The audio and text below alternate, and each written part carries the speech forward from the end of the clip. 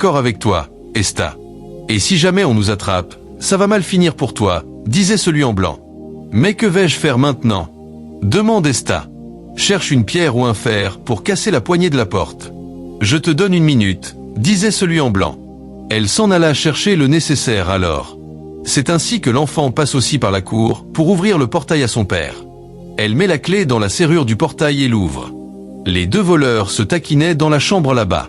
C'est toi qui as causé tout ça. Non, c'est plutôt toi qui nous as envoyés ici, disait l'un à l'autre. Le père entre enfin.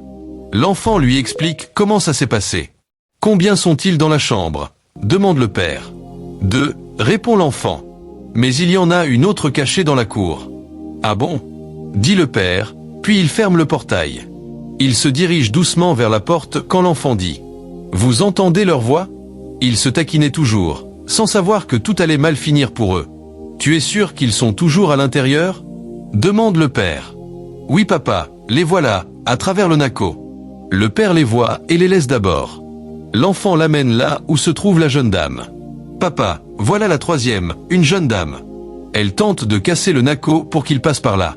Le père avance alors tout doucement vers la jeune voleuse, mais celle-ci remarque les bruits de pas, se retourne et voit le père et son enfant.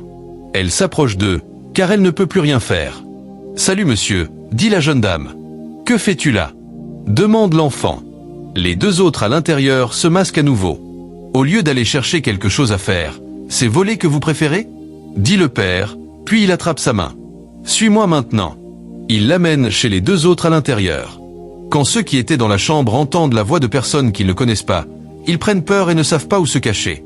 C'est ainsi que l'enfant ouvre la porte avec la clé, et ils entrent tous avec la jeune dame. Le père referme la porte avec la clé. L'enfant s'approche des 2 présumés voleurs. Vous avez fini votre travail, j'espère? Demande l'enfant. Qui vous a même envoyé? Demande le père. Esta, répond-il. Le père touche la tête d'Esta en disant. C'est elle leur complice.